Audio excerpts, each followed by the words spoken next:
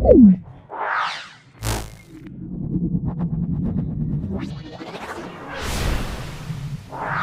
نماز، اور نماز کے جہاں اور بہت سارے فوائد ہیں وہاں یہ بھی ارشاد فرمایا کہ ان الصلاۃ تنہا عن الفحشاء والمنکر، فرمایا بے شک نماز منع کرتی ہے بے حیائی سے اور برے کاموں سے۔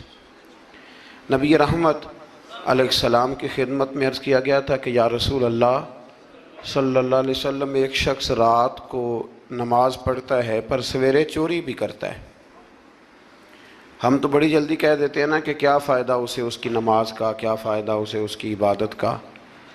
حضور صلی اللہ علیہ وسلم کی جب بارگاہ میں یہ سوال پوچھا گیا کہ حضور رات کو عبادت بھی ٹھیک کرتا ہے اور سویرے چوری بھی کرتا ہے تو حکم کیا ہے؟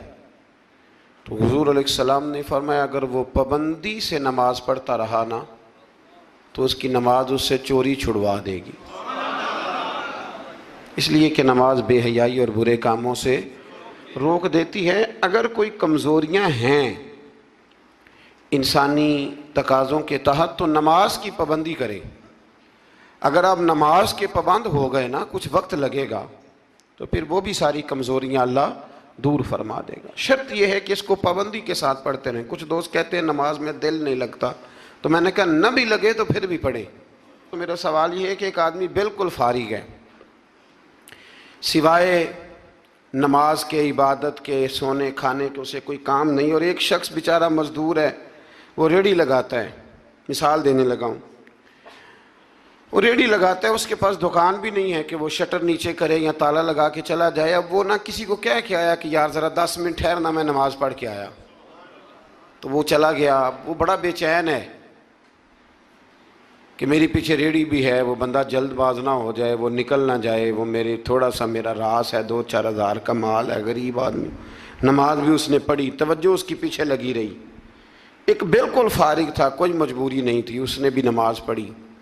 آپ یہ بتائیے کہ زیادہ ہمت کس نے کی؟ اس کا تو دل ہی نہیں لگا نماز میں، ریڑھی کی فکر تھی، لیکن ہمت زیادہ اس نے کی، اس لیے کہ اس کی مجبوری ہے، اس کے لیے آزمائش پیچھے کھڑی ہے، تیار ہے۔ دوائی کھانے میں دل لگتا ہے؟ کیوں کہتے ہو دل ہی نہیں لگ رہا آپ کا؟ خدا نہ خواستہ خاکم بدن، اللہ ہم سب کو معاف فرمائے، اگر بچے کا آپریشن کرانا پڑ جائے تو دل کرتا ہے؟ کیوں کراتے ہو؟ اس کے لیے ضروری ہے۔ تو بھائی یہ فلسفہ ہی غلط ہے کہ میرا دل نہیں لگتا تھا تو میں نے چھوڑ دی۔ دل تو کئی دفعہ انسان کا دکان پہ بھی نہیں لگتا، بیچ دو گے؟ نہیں دل کرتا کام پہ جانے کو تو ریزائن کر دو گے؟ تو یہ تو بالکل سرے سے بات ہی بڑی عجیب ہے۔ ہاں دل لگنا چاہیے، نماز سے دلچسپی ہونی، لیکن نہ بھی لگے تو ہم کو دل کے لیے نماز نہیں پڑھ رہے، رب کے لیے نماز پڑھ رہے ہیں۔ ہاں یہ بات سمجھ لیں، نماز دل کے لیے نہیں، نماز وہ دیکھیں نا، ایک صاحب کہتے ہیں جی میں 5 نمازیں پڑھتا ہوں تو روزی میں برکت پھر نہیں ہوتی، تو میں کہتا ہوں وہ عبادت کرتے ہو کہ تجارت کرتے ہو؟ پیسے کمانے گئے تھے؟ پیسے کمانے گئے تھے کہ نماز پڑھنے گئے تھے؟ تو نماز آپ کو بے حیائی اور برے کام سے روک دے گی، پر شرط یہ ہے کہ نماز کی پابندی کریں اور بر وقت پڑھیں اور تھوڑی صحیح کر کے پڑھیں۔ مطلب نماز پڑھی جاتی ہے، اہتمام نہیں ہوتا، یعنی لوگ بھاگ کے وضو کرتے ہیں، فٹافٹ آتے ہیں، بھئی آج ہو گیا ہے۔ بڑی جو بندہ گاڑی بھگا کے لاہور پہنچنا چاہے تو وہ 15 منٹ جلدی پہنچ سکتا ہے، 1 گھنٹہ پہلے پہنچ سکتا ممکن نہیں میرے عزیز، ہو نہیں سکتا۔ جلدی نماز پڑھنے سے آپ کیا کر لیں گے؟ صحیح کر کے پڑھیں، سونی کر کے پڑھیں، تسلی کے ساتھ پڑھیں، ٹھنڈے دل کے ساتھ پڑھیں، مطلب نماز پڑھیں تو پھر مزہ آئے۔ امام اعظم کا ایک پڑوسی ہے تو وہ کہتا ہے کہ امام صاحب نا گرمیوں کے دنوں میں نا چھت پہ چڑھتے تھے، چونکہ میرے گھر میں عورتیں نہیں تھیں، مرد ہی تھے زیادہ، اور میرا ایک بچہ تھا چھوٹا۔ کہتے ہیں کہ وہ چھت پہ نماز پڑھا کرتے تھے تو وہ اتنی دیر تک کھڑے رہتے کہ لگتا کوئی ستون کھڑا ہے، رات کو ستون محسوس ہوتا، اتنی دیر تک وہ تلاوت کرتے، اللہ کی بارگاہ میں کھڑے رہتے۔ تو فرماتے ہیں جب ان کا انتقال ہوا تو میرا بیٹا کہنے لگا کہ ابا جی پڑوسیوں کی چھت پہ جو کھمبا تھا، جو ستون تھا، وہ کہاں گیا؟ تو کہتا میں رو پڑا۔ میں نے کہا بیٹا وہ ستون اور کھمبا نہیں تھا، وہ تو ابو حنیفہ تھا جو اپنے رب کے حضور کھڑا رہا کرتا تھا۔ تو دلچسپی پیدا کریں۔ اللہ تعالیٰ ہمیں رمضان کے بعد بھی پابندی صلاۃ کی توفیق عطا فرمائے۔ آیت نمبر 46 میں اہل کتاب سے بحث اور مباحثہ اور مجادلہ کے آداب اور اسلوب تبلیغ کے شائستہ اور پسندیدہ ہونے کا بیان کیا گیا۔ جب آپ تبلیغ کریں تو آپ کے جملے بڑے شستہ ہونے چاہیے، صاف ستھری بات آپ کریں۔ قرآن مجید نے کہا نا ادعو الی سبیل ربک بالحکمہ والموعظۃ الحسنہ، لوگوں کو اللہ کی طرف بلاؤ تو خوبصورت نصیحت کے ساتھ، حکمت کے ساتھ اور اچھے انداز میں۔ اب تو اللہ تعالیٰ معاف کرے، کبھی کبھی سوچ میں پڑ جاتے ہیں کہ یہ مطلب کیا ہو رہا ہے، یعنی اب مولوی کے نام کے نیچے لکھا ہے فنی مولوی، یہ مولوی کے نام کے نیچے لکھا ہے اور اس کو دیکھنے والوں کی تعداد لاکھوں میں ہوتی ہے، کہتے ہیں یہ مولوی فنی ہے۔ بھئی آپ تھوڑا سمجھیں، مسجد میں تو جو آدمی زیادہ ہنستا ہے اس کی قبر میں اندھیرا ہوتا ہے، آپ یہ کیا کر رہے ہیں؟ ہاں کوئی بات ایسی آ جاتی تھی تو اللہ کے نبی بھی مسجد میں مسکراتے تھے، حضور بھی مسکراتے تھے، صحابہ بھی مسکراتے تھے، اور صحابہ کہتے ہیں حضور جب مسکراتے تھے تو دانتوں سے نور نکلتا تھا، مسجد نبی کی دیواریں بھی چمک اٹھتی تھی۔ لیکن یہ مطلب مولوی کو اس لیے بلانا کہ وہ لطیفے سنائے گا، وہ طنز و مزاح کی بات کرے گا، تو آپ نے کیا فرق رکھا مسجد میں، اللہ کے گھر میں اور دیگر جگہوں پہ؟ آپ ذرا سمجھیے اس بات کہ وہی بات جو قرآن نے کہی کہ لوگوں نے دین کو کھیل تماشا بنا لیا ہے، معاذ اللہ لوگوں نے کھیل تماشا سمجھ لیا ہے، تو کس طرف مطلب قوم لگ گئی ہے، اور بڑا بڑا عروج ہے اور بڑی بڑی باتیں ہیں، بیچ میں ہے کیا کہ لطیفے سنائے جا رہے ہیں اور داستان سرائی ہو رہی ہے اور کہانیاں ہو رہی ہیں، اور قوم ہے کہ وہ اس پر لگی ہوئی، اچھی نصیحت، خوبصورت جملے۔ میرے رسول کریم علیہ السلام کے غلام کہتے ہیں حضور جنت کا ذکر کرتے تھے تو یوں لگتا تھا ہم جنت کی سیر کر رہے ہیں، حضور دوزخ کی بات کرتے تو ہمارے خوف سے رونگٹے کھڑے ہو جاتے، اور حضور قیامت کا ذکر کرتے تو یوں لگتا کہ نکل کے باہر جائیں گے تو قیامت آ جائے گی۔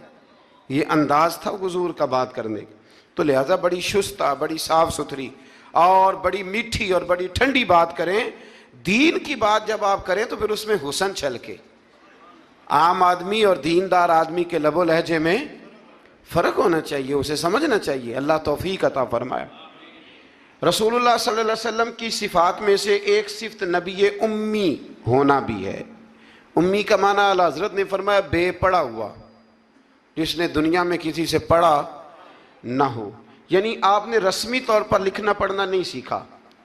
اس میں بھی اللہ تعالیٰ کی بے پناہ حکمت ہے کہ حضور نے دنیا میں آ کے پڑھنا لکھنا نہیں سیکھا۔ آیت نمبر 48 میں فرمایا کہ آپ نزول قرآن سے پہلے کوئی کتاب نہیں پڑھتے تھے۔ یہ بڑی انوکھی بات کا ذرا سمجھیے، یہ بھی میرے نبی کی شان ہے۔ حضور نے قرآن کے نازل ہونے سے پہلے رب فرماتا ہے کوئی کتاب پڑھی ہی نہیں، کوئی کتاب حضور نے پڑھی نہیں، لیکن حضور تورات کی باتیں بھی بتاتے تھے، انجیل اور زبور کی باتیں بھی بتاتے تھے، وہ نہیں پڑھا حضور نے، اور نہ ہی نبی پاک علیہ السلام دائیں ہاتھ سے لکھتے تھے، لیکن حضور کا لکھنا بہرحال ثابت ہے۔ بعد میں نبی پاک کا بطور معجزہ لکھنا ثابت ہے، احادیث مبارکہ سے ثابت ہے، لیکن حضور علیہ السلام نے نہ کوئی کتاب پڑھی، نہ دنیا میں حضور کسی کے شاگرد ہوئے۔ الرحمن علم القرآن، رحمان فرماتا ہے میں نے خود انہیں قرآن سکھایا ہے۔ حضور نے اپنے رب سے سیکھا، ڈائریکٹ اللہ کے شاگرد ہیں میرے نبی کریم۔ اور یا اللہ کیا سکھایا اور کیا سیکھا؟ تو فرمایا وَعَلَّمَكَ مَا لَمْ تَكُنْ تَعْلَمْ، محبوب جو نہیں جانتے تھے رب نے سارا ہی سکھا دیا ہے۔ لوگ پوچھتے ہیں آپ کے استاد کا نام کیا ہے؟ لیکن جتنا بڑا استاد ہو شاگرد کا علم بھی اتنا بڑا ہوتا ہے، تو نبی پاک نے اللہ سے سیکھا ہے۔ اب آپ اندازہ کر لیں کہ اللہ نے کیا کیا علم میرے رسول کو سکھایا ہے۔ تو نبی امی کا معنی ہے بے پڑھا ہوا۔ آیت نمبر 50 سے کفار کے معجزے کی فرمائش کے جواب میں فرمایا کہ قرآن مجید سے بڑھ کر معجزہ اور کیا ہو سکتا ہے، اس کے علاوہ کیا معجزہ مانگتے ہو، یہ بہت بڑا معجزہ ہے۔ عذاب کے مطالبے پہ فرمایا کہ اس کا ایک وقت مقرر ہے، وہ وقت پہ آئے گا، کسی کے کہنے پر نہیں آئے گا۔ آیت نمبر 56 میں مومن بندوں کو فرمایا جا رہا ہے کہ جس سرزمین پر اللہ تبارک و تعالیٰ کی رضا کے مطابق زندگی گزارنا مشکل ہو تو اللہ تعالیٰ کی عبادت کی خاطر وہاں سے ایسی سرزمین کی طرف ہجرت کر جاؤ جہاں تم بے خوف و خطر اپنے رب کی بندگی کر سکو۔ ہجرت کرنے کا حکم دے دیا اگر کہیں کھل کے عبادت کرنے کا موقع میسر نہ ہو۔ میرا خیال ہے کہ دنیا میں شاید ہی کوئی ایسا خطہ ہو جہاں کھل کر عبادت کرنے کا موقع میسر۔ میں نے برطانیہ میں ایک مدینہ مسجد دیکھی، بہت بڑی وسیع مسجد۔ میں نے ایک جمعہ وہاں پڑھایا، تو جمعے کے بعد ہم نمازیوں کے بیچ بیٹھے۔ میں نے کہا ہم نے بڑی شاندار مسجد بنائی، تو وہ کہنے لگے کہ یہاں کی حکومت نے ہمارے ساتھ تعاون کیا۔ آپ حیران ہوں گے میری بات سن کے۔ وہ کہنے لگے جب ہم مسجد تعمیر کر رہے تھے تو یہاں سے پیچھے سے ایک روڈ گزرتا تھا، تو ہماری مسجد میں آڑے آتا تھا، تو ہم نے گورنمنٹ کو اپلیکیشن دی کہ یہ روڈ آ رہا ہے، تو کہتے ہیں مسجد کی خاطر گورنمنٹ نے روڈ بند کر کے روڈ اوپر سے گزار دیا ہے۔ اب تو عبادت کرنے کی تو کوئی دقت نہیں، پر شرط یہ ہے کہ عبادت کرنے والے بھی تو ہونے چاہیے نا۔ عبادت کرنے کی کوئی پریشانی اور نہ بھی ہو، تو اللہ کے محبوب کے لیے اللہ نے ساری زمین کو مسجد بنا دیا ہے۔ حضور فرماتے ہیں میرے قدموں کی برکت سے ساری زمین مسجد بن گئی، جہاں سجدہ کرو گے رب قبول کر لے گا، پر شرط یہ ہے کہ بندہ سجدہ کرے۔ فرمایا اور کتنے ہی جانور ہیں جو اپنا رزق اٹھائے نہیں پھرتے، ان کو اللہ رزق دیتا ہے، اور تم کو بھی، یعنی انسان کتنی ہی منصوبہ بندی کیوں نہ کرے، اسباب کا اختیار کرنا بجا ہے، لیکن رازق حقیقی طور پر صرف اللہ تعالیٰ ہی ہے۔ جانوروں کو کبھی دیکھیں آپ نے کہ انہوں نے گٹھڑیاں باندھ کے اپنا رزق باندھا ہو؟ تو اللہ فرماتے ہیں جن کا کوئی سبب نہیں، جب میں انہیں دیتا ہوں تو تمہیں کیوں نہیں دوں گا؟ رزق دینے والا اللہ ہے۔ پھر آگے جا کے آیت نمبر 64 میں فرمایا کہ دنیاوی زندگی کے کھیل اور تماشا ہونے، اور اخروی زندگی میں اصل زندگی ہی تمہارے لیے وہ ہے جو آخرت کی زندگی ہے۔ دنیاوی زندگی تو صرف کھیل اور تماشا ہے، کھیل ہے۔ مطلب جب کوئی دنیا سے چلا جاتا ہے تو پھر لوگ کیا کہتے ہیں؟ کوئی کیا کر سکتا ہے؟ کر سکتا ہے کچھ؟ یہ تو ایک کھیل اور تماشا سا ہے۔ مطلب میں نے بچے پالے تو پھر بعد میں میرے بچوں نے بچے پالنے شروع کر دیے، پھر ان کے بچوں نے بچے، اور بہت بڑا لفظ ہے جناب یہ ہمارے پاس، بچوں کے لیے کر رہا ہوں جی۔ اور ابا جی کی عمر 85 سال ہو جاتی ہے تو بچے کہتے ہیں ابا ایک دکان ہی دے دے، کہتے تو ہنوں نہیں دینی، اونج تہاڈے لیے کمایا ساری عمر۔ تو میں کہتا ہوں یہ جو بچوں کا بہانہ ہے نا، یہ بہانہ ہے۔ بینک بیلنس اپنے نام کا، مکان اپنے نام، گاڑی، اور روز کہتا کیا ہے؟ اور بھائی میں یہ کہہ رہا ہوں کہ یہ بہانہ ہے، بچوں کے لیے ہے، بالکل ٹھیک ہے، لیکن بچوں کے کام تو آئے گا نا ہمارے جانے کے بعد۔ آج تو مالک اور وارث ہم ہی ہیں نا، اس لیے تھوڑا نکلیں اس کھیل تماشے سے، اس آخرت کی بھی فکر کریں۔